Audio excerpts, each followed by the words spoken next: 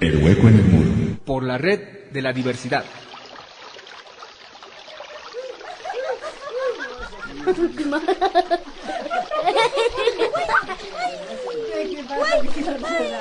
Yo no puedo.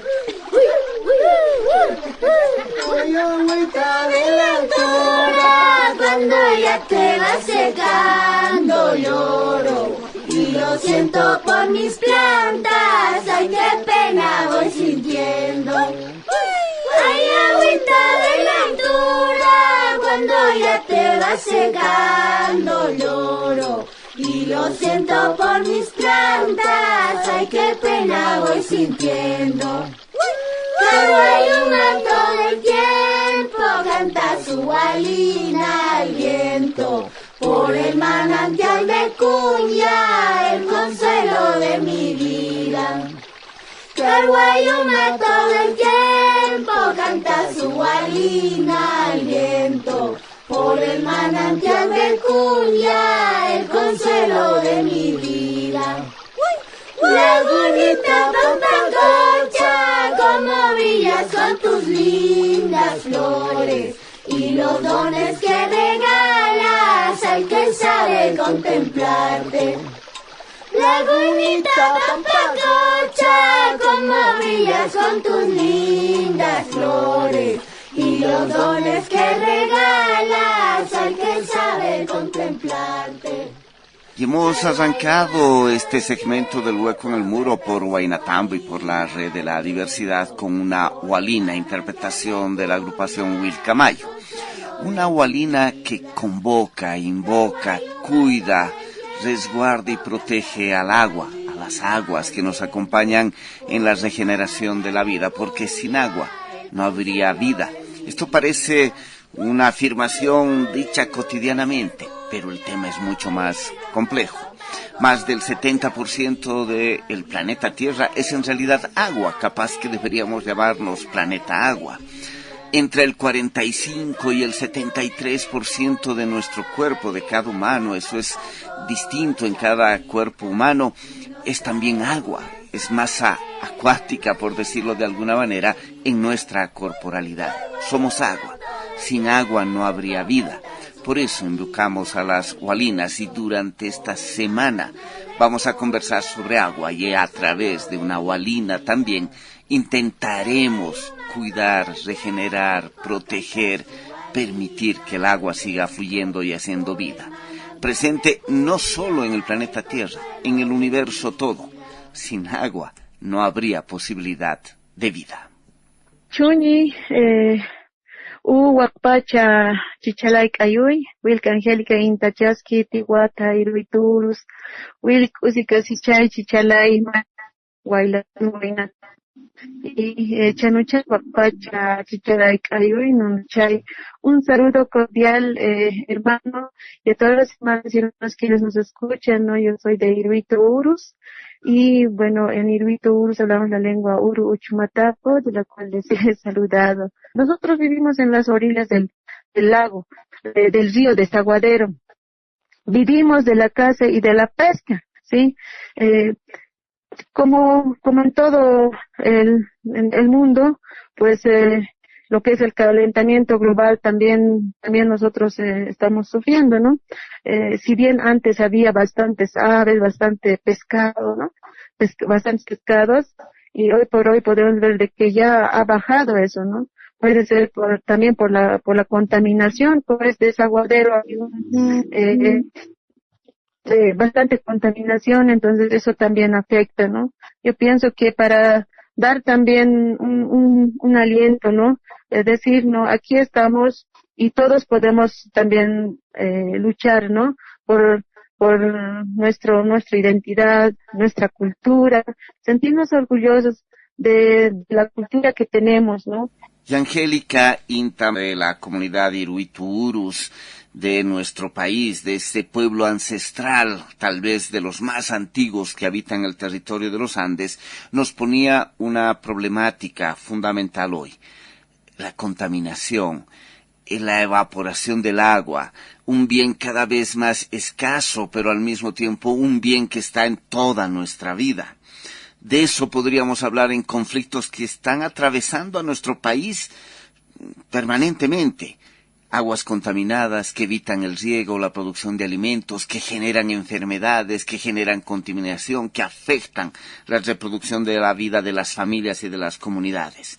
Temas como el de Tariquía en el sur del país, el tema de la situación del lago Popó y su casi desaparición, la situación de contaminación en el lago Titicaca, la Cotamama, especialmente en el lago Menor, la presencia de conflictos por el cuidado del agua ante la presencia de mineras en la región de la Amazonía, en Viacha, en el departamento de La Paz, en Río Chico, en Chuquisaca.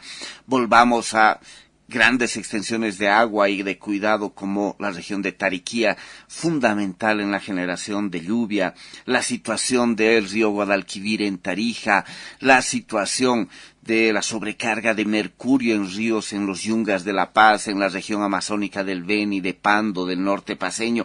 Es decir, estamos atravesados por ese tema y si tuviéramos que conversar de ese tema en el continente o en el mundo, encontraríamos centenas, miles de casos donde la preocupación central es el agua, su cuidado, su conservación, su regeneración, la posibilidad de sostener la vida para todos y para todas.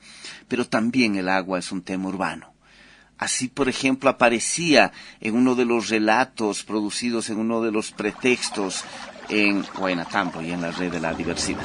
Este último tiempo han salido un montón de informaciones sobre el agua, en la televisión, las radios y los periódicos, como nunca. ¿Será por lo que ha ocurrido en los barrios más ricos de La Paz? Que se han hablado de crisis del agua. Nos hemos llenado de consejos para cuidar el agua, para no desperdiciarla, y nos hemos asustado harto con la cosa que se ha puesto grave y que nos faltará agua en las ciudades. Creo que está bien que nos asustemos un poco para tomarnos en serio el tema del agua y de su cuidado. Pero, ¿saben? Todo esto me hizo pensar en que el tema va más allá de cerrar bien la pila para que no gotee, o que haya que lavarse los dientes con un vaso y no con la pila abierta. Todo eso está bien, pero la cosa va más allá. Si nos fijamos con más cuidado, podemos ver que nuestros consumos de agua, especialmente en las ciudades, suelen desochar demasiado, sin preguntarse de dónde viene el agua, esa que usamos cada día en nuestras casas. ¿Se dieron cuenta, por ejemplo, que cada vez que vamos a orinar a nuestros baños en la casa, al hacer caer el agua se utiliza cada vez de 8 a 10 litros de agua potable? Una locura, de 8 a 10 litros en un sistema sanitario hecho para el derroche. Cada ducha puede consumir unos 160 litros. Otra locura. Y claro, cambiar el sistema sanitario de nuestra casa puede ser un gasto al alcance de poca gente. Y no hay políticas de Estado que cambie estas tecnologías tan derrochadoras.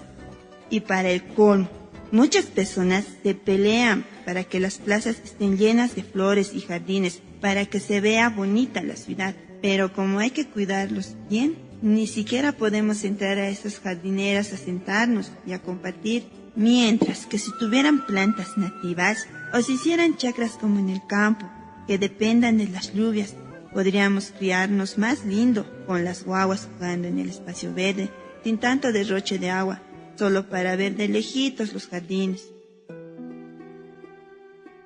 No sé, pero se me hace que esto del agua da para largo y que necesitamos conversar del tema más profundamente, pero tal vez, más que conversar, necesitamos hacer algo para repensar nuestros modos de vida, que derrocha tanta agua.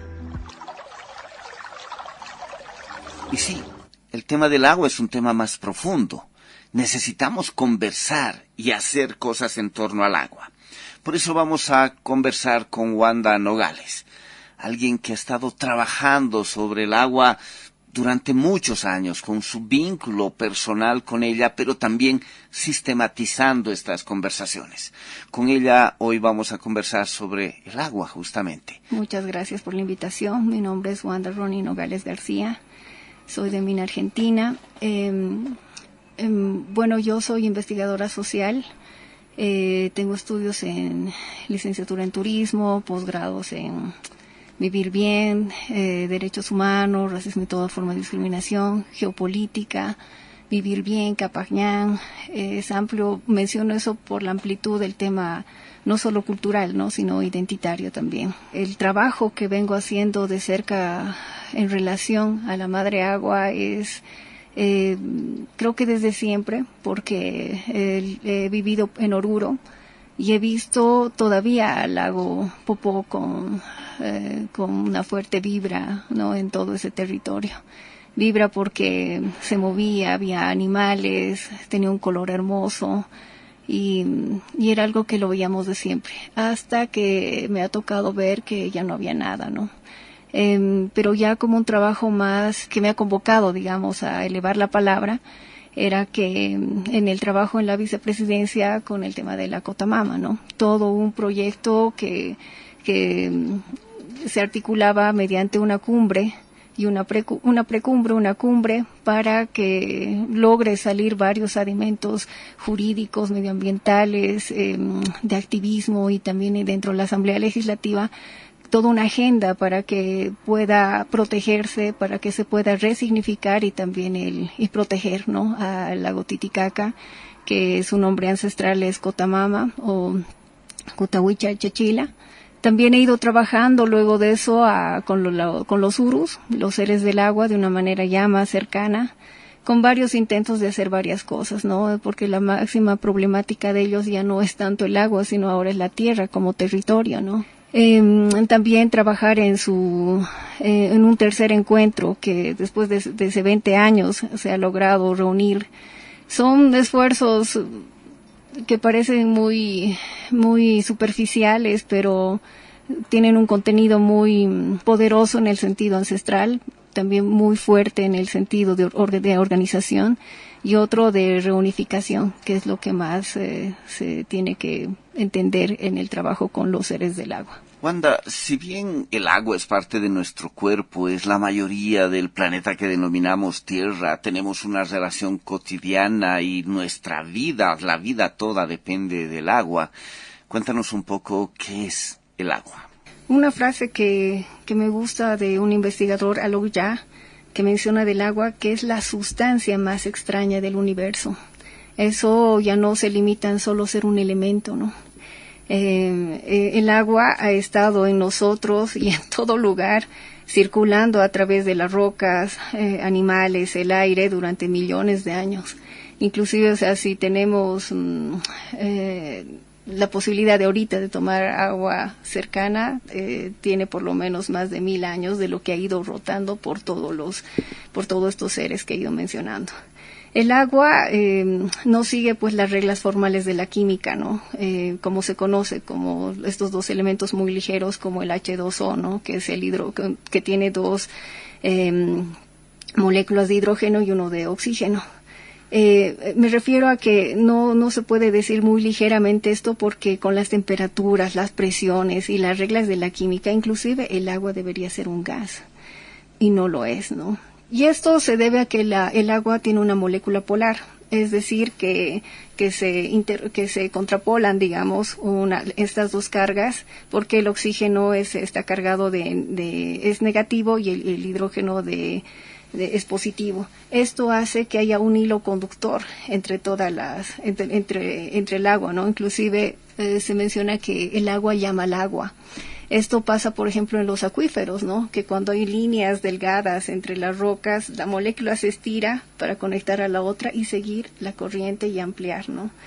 El agua, por lo tanto, es rebelde y tiene su propia energía, porque, como mencionaba, dentro de los acuíferos puede estar sin luz, sin mucho oxígeno, pero hay un movimiento ahí adentro. Pero también el agua puede elevarse, es decir, puede estar en el cielo cargadas de tremendas toneladas de agua y que todavía no caen, ¿no? Y si caen, puede caer con fuerza, inclusive midiendo, ¿no?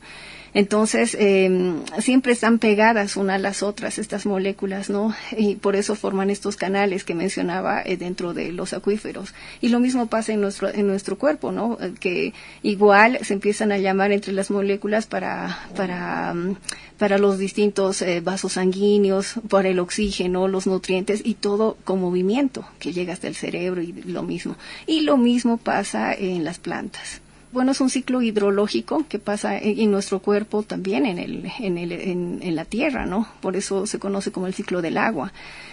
Cualquier evento puede alterar cualquier evento mayor, ¿no?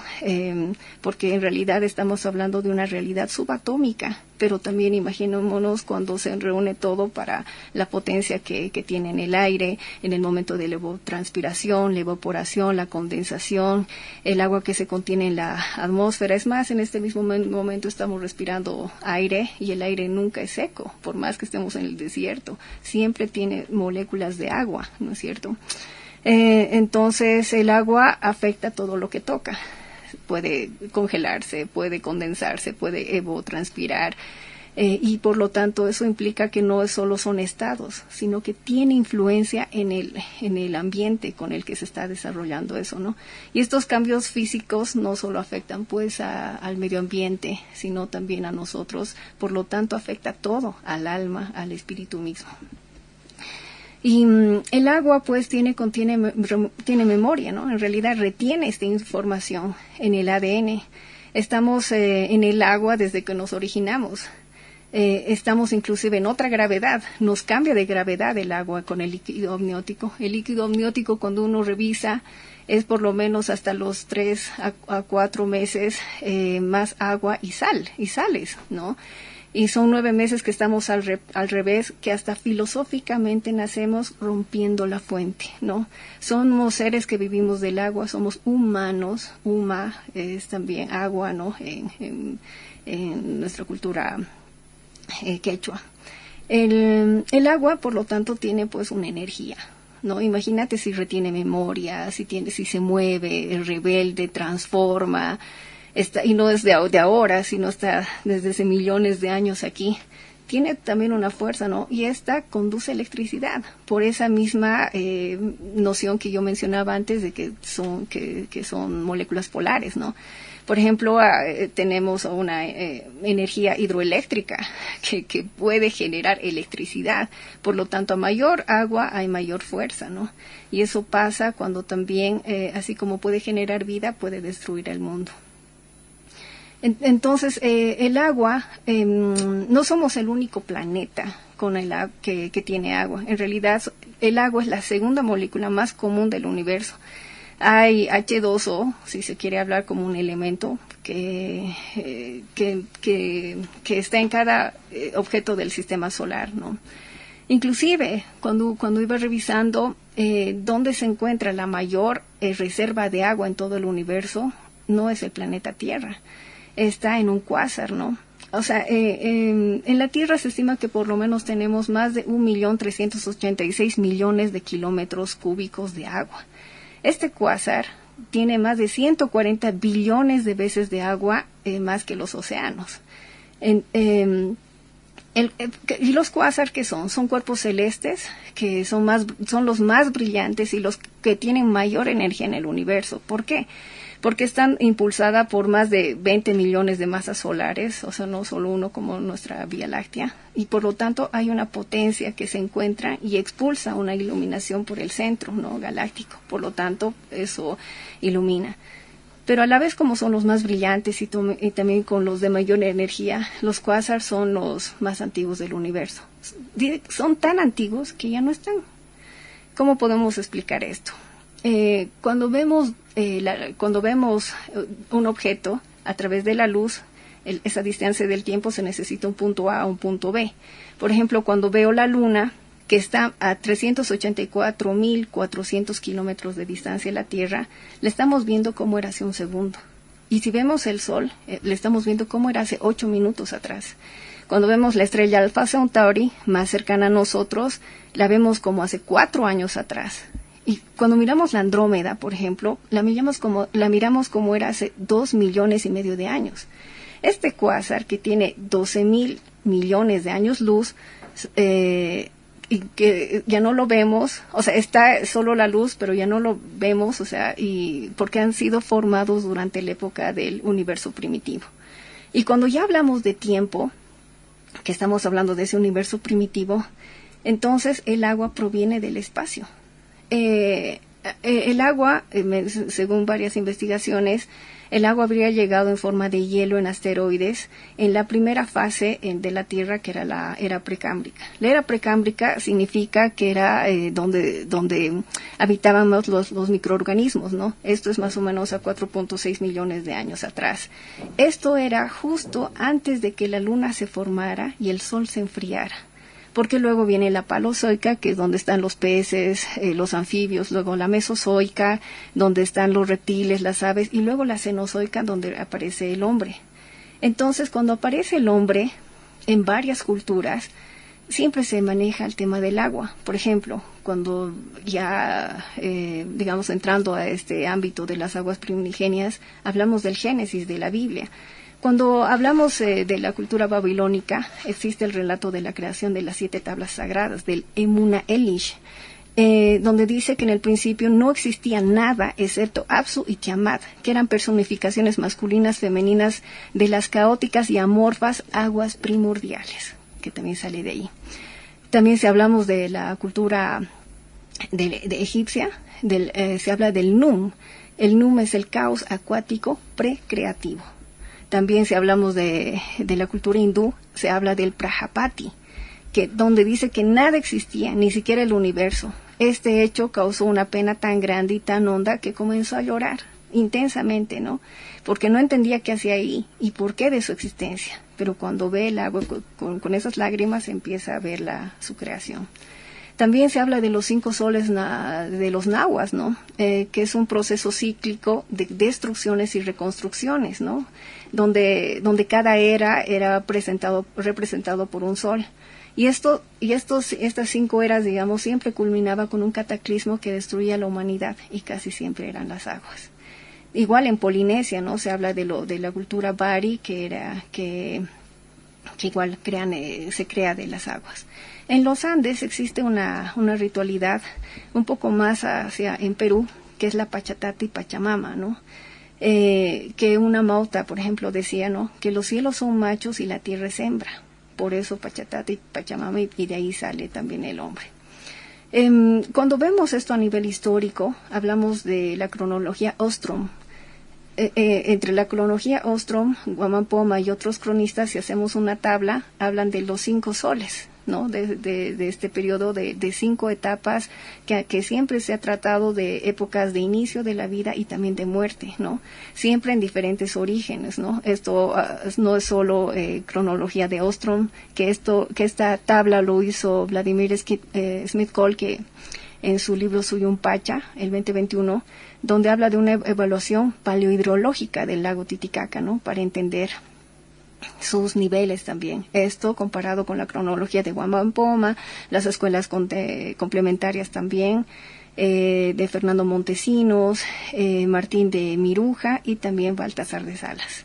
Wanda, tú hablabas del agua y entre las varias cosas que nos has hablado de esa potencia vital que tiene el agua, nos has hablado de que siempre está en movimiento, y este es un elemento clave. Nos has hablado de su capacidad de conducir, ¿no? De conductora, que vincula, relaciona molecularmente, energéticamente.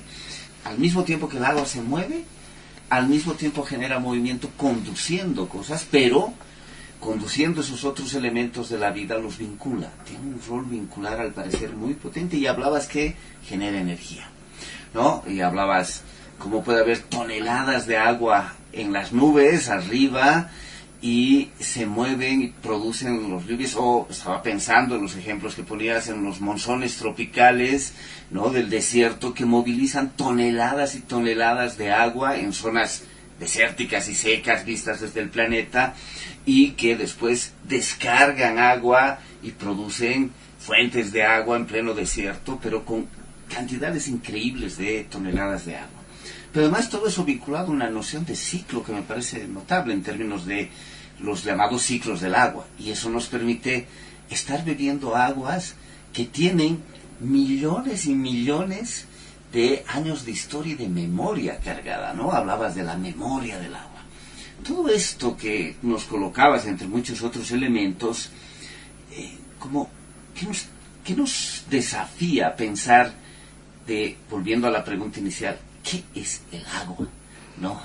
Tal vez yo creo que hay que dejar de mirar al agua que sale del grifo, ¿no? Y porque entendiendo la magnitud y la potencia del agua, por ejemplo, cuando se habla de la energía más allá del ámbito molecular o del laboratorio, se entiende también de que como promueve energía, porque tiene movimiento, no está estático, inclusive cuando echas el agua al piso, o se evapora, o se sumerge, pero está, no es que no está, se secó y ya fue, no. Y además, cuando hablo de la potencia de la energía, cuando vemos el movimiento de la luna, por ejemplo, siempre va a afectar a las aguas. Los océanos tienen mayor movimiento, hasta las mujeres cuando están embarazadas, es un calendario exacto, es un movimiento tan perfecto que tiene en sintonía y en sincronía con el universo, que ahí puede hacer nacer hasta la guagua, ¿no? Entonces, la menstruación o los niveles, o sea, el agua está en todo, inclusive era muy osado tal vez poner esto, de que cuando empezamos a hablar del agua, el planeta, nuestra casa debería llamarse agua en realidad, no planeta Tierra, y viendo también todo esto era porque es el único lugar donde no han podido someter, no han podido colonizar, no han podido dominar, por lo tanto se han quedado con la Tierra, ¿no? Entonces esto permite entender, por eso, más allá de esta memoria del agua que solo sale del grifo y lo vemos en un vaso o en una botella, sino como algo viviente que está en todo lado, en el aire, está bajo nosotros en este momento, en los acuíferos, y moviéndose. Y si vamos al lago Titicaca, igual está moviéndose porque sus afluentes se esparcen. O sea, el lago es rebelde, o sea, no encuentro otra palabra para que sea tan libre, tan soberana y de que pueda estar por todo lado, pero no en una manera desordenada. Todo tiene un orden, sabe su ciclo, inclusive en esta parte de nuestra zona andina también hay un ciclo de nuestro tiempo, porque eso nos mueve a ubicarnos dentro de nuestro lugar frente al universo. Por eso tenemos un ciclo seco y un ciclo húmedo, que son solo dos partes de nuestro tiempo, y a partir de eso recién va desglosándose cada 13. El tiempo de la luna va teniendo diferentes etapas dentro de este tiempo para tener nuevamente el ciclo húmedo, ¿no? Y eso influye no solo en las aguas, no solo influye solo en la vegetación, en las personas, influye en nuestros ancestros, influye en toda la comunidad de vida que vive, no solo aquí, insisto, no solo verlo de una manera local, sino en el universo está, ¿no? Cómo varios factores, varias otras entidades como la luna, el sol, tienen afectación, promueve, por lo tanto logra un movimiento y más aún de vida, ¿no? Que ese es el propósito de todo esto, ¿no? Que no va y destruye. Claro que sí, tiene porque hay que entender su fuerza, pero ante todo es la proyección del cuidado a la vida. Cerremos este primer capítulo, este primer encuentro de lo que haremos toda la semana aquí en El Hueco en el Muro, en Huaynatambo, en la Red de la Diversidad, conversando sobre el agua, otra vez invocándola, convocándola, hacerla presente para cuidarla, como es con esta Hualina de Huilcamayo. Guayuma todo el tiempo canta su Hualina al viento. Por el manantial del Cuña, el consuelo de mi vida. El Guayuma todo el tiempo canta su Hualina al viento. Por el manantial del Cuña, el consuelo de mi vida. Nube blanca me pregunto, ¿dónde estás que ya no vienes? A dejarme con tu llanto, tus agüitas cristalinas. Nube blanca me pregunto, ¿dónde estás que ya no vienes? A dejarme con tu llanto, tus agüitas cristalinas. Carguayuma todo el tiempo canta su gualina al viento. Por el manantial del Cunya, el consuelo de mi vida. Carguayuma todo el tiempo canta su gualina al viento. Por el manantial del Cunya, el consuelo